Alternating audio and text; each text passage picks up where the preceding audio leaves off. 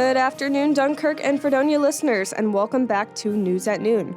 News at Noon is brought to you by Fredonia Radio Systems on WCVF 88.9 and WDVL 89.5. I'm News Director Lee Pye here today with my news assistants Maisie Strader, Sara Lodespoto, Joshua Ribakove, as well as Hunter Halterman and Sports Director Matt Volz. With this top of the hour update, we'll bring you the latest of SUNY Fredonia's campus news and events, sports, weather, music, as well as national and international news. First up, let's go to the event bulletin for this week. Join Hail Fredonia Records at your own risk for Johnny Gruesome Movie Night. Grab snacks, participate in raffles, and get your very own Hail Fredonia Records trading card. Experience Johnny Gruesome yourself in the Williams Center NPR from 7 to 9:30 p.m. on October 14th. The Career Development Office Graduate School Fair is happening. More than 60 institutions will be in attendance, representing hundreds of graduate programs, with Fredonia's own grad programs also featured. Related presentations will take place during the week of the event, including a grad school preparation program by Career Development and the Office of Graduate Studies, and workshops by the UB School of Medicine and the UB College of Arts and Sciences. This event will be hosted on Tuesday, October 24th from 4 to 6 p.m. at the Williams Center NPR. The Brothers Grimm fairy tales come to life in the production Terror in the Trees, Twisted Fairy Tales, presented by Fredonia's Immersive Theater. Make your way to the Fredonia Woodlaw on October 20th, 21st, 27th, and 28th from 8 p.m. to 11 p.m. for a horror-filled experience filled with creeps and scares and fairy tales like you have never seen before. A reminder that this trail contains strobe lights, jump scares, and loud noises, and will be held outdoors. That's the information through the grapevines. Next up, we'll bring it to Maisie for our latest campus news updates. Yesterday was World Mental Health Day. So, today in the multi-purpose room of the Williams Center, the Fredonia Counseling Center is welcoming you to Treat Yourself event from 11 to 2. So join them for self-care, good times, and horses. This Thursday, October 12th, starting at 6, Fredonia's Sigma Gamma Phi sorority is hosting Couples Against Cancer fundraising event at the Williams Center multi-purpose room. Bring a friend and play a spin-off of the Newlyweds game. Tickets are $3 at the ticket booth, and all proceeds go to Susan J. Komen Foundation. Along with that, on Friday, October 13th, the American Cancer Society is hosting their annual Breast Cancer Awareness Month fundraiser. Cranston will be serving pink food and goodies, and all proceeds will go to the American Cancer Society. This weekend, come watch the Orchesis Fall Showcase located in the Rockefeller Ballet Theater. See some beautiful dancers and support your Fredonia peers. The times are Friday and Saturday, 7:30 and 9:30 p.m., then Sunday, 2 to 4 p.m. That's all for campus news. Now let's send it back to Lee. Thanks, Maisie. Next up, we have local news.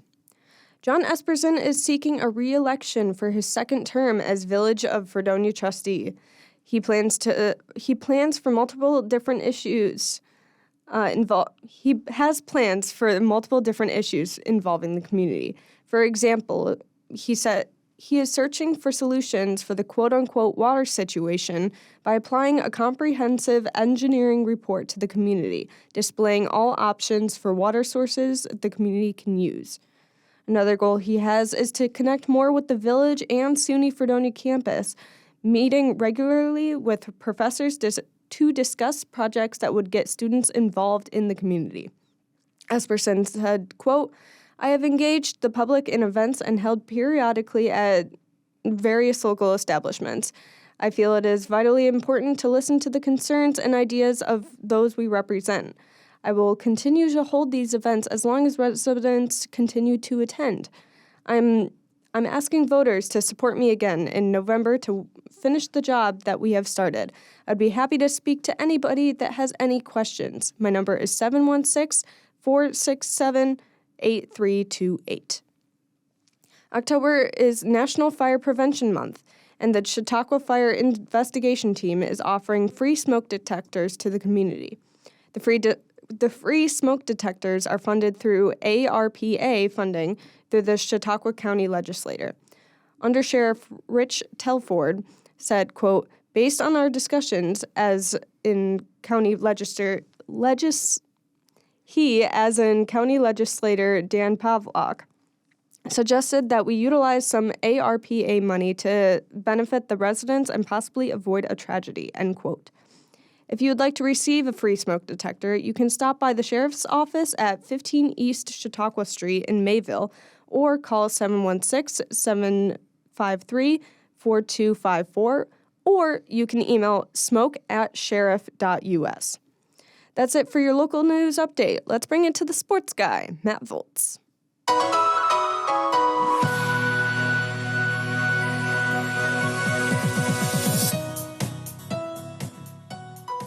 Thanks, Lee. Well, the women's tennis team was set to conclude their season today against Penn State Barron, but that match has been canceled due to inclement weather.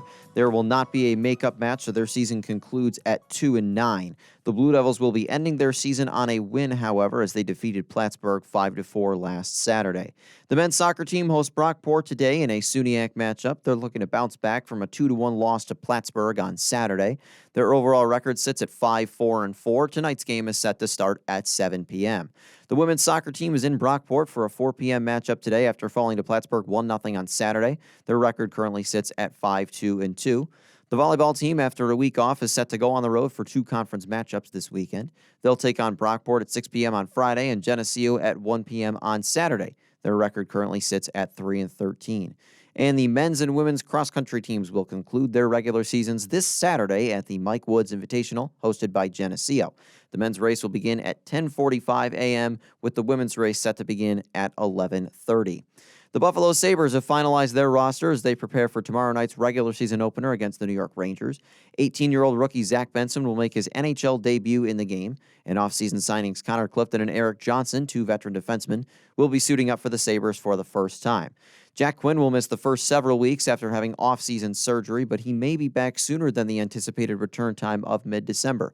Forward Casey Middlestat sat out of practice yesterday after tweaking something in practice on Monday, but he is not expected to miss tomorrow night's opener, according to ESPN.com. Buffalo will look to improve a 91-point season from last year and end the longest postseason drought in NHL history. And finally, the Buffalo Bills continue to deal with the aftermath of Sunday's loss in London, as All-Pro linebacker Matt Milano and standout defensive tackle Daquan Jones were both placed on injured reserve today.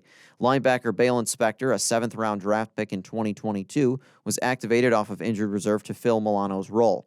The Bills also brought back an old face on Monday, signing defensive back Josh Norman to the practice squad.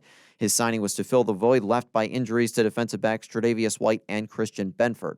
Buffalo returns home this week to take on the New York Giants on Sunday Night Football. The game will kick off at 8:20 p.m. on NBC. That's it for your sports update. Let's send it to Sara for the weather. Now, here is your Northern Chautauqua weather update brought to you by Fredonia Radio Systems.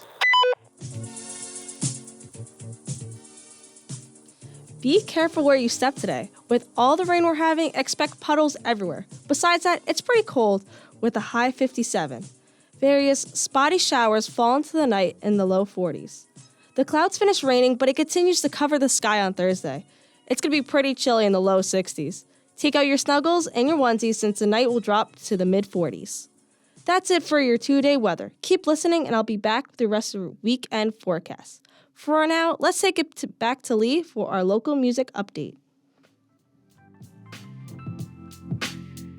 Yo, just came back from the motherland. I mean my mother's land. It could be my ancestors on the other hand. Feeling a feeling that's reminiscent to happiness. Walking around the streets reciting my verbal passages. Last Call is hosting rappers at BJ's featuring Damone Tyrell, Mile High Music, B-Roll Casper, OG Soul, and Rodagees. The first rappers at BJ's are performing on October 12th, located at 51 West Main Street. Doors are open at 9 p.m. and music is at 10 p.m. That's all I have for music news this week. Let's bring it to Josh for national and international news.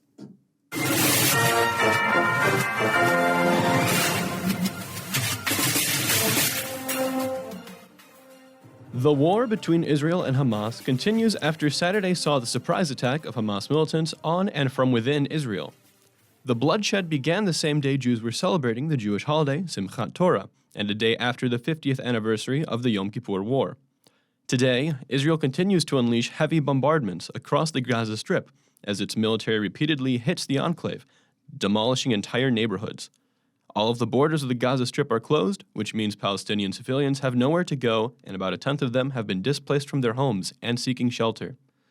Gaza officials claim that their only power plant will run out of fuel in just hours after Israel said they would cut off all electricity to the enclave. The current death toll has been recorded at 1,200 Israelis, and Palestinian officials claim that 950 Palestinians in Gaza have been killed, as well as 1,000 Hamas militants.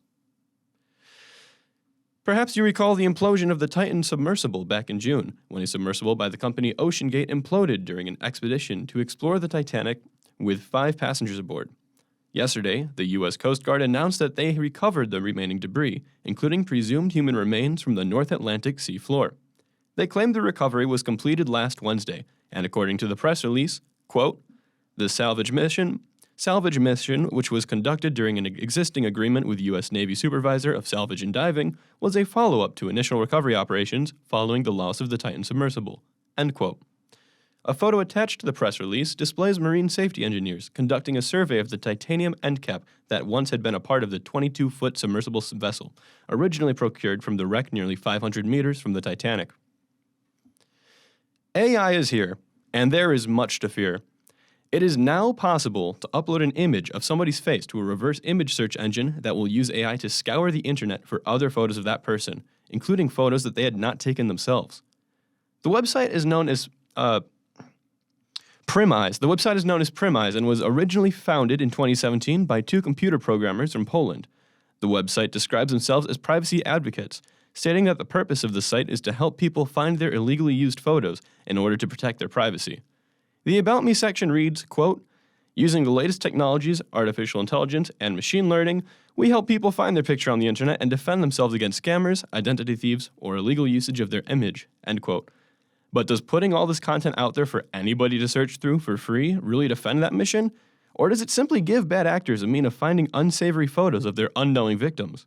On the Primise website, you can actually request to opt out of being included in the search results by uploading a photo of yourself and submitting an image of your driver's license with the sensitive information blocked out.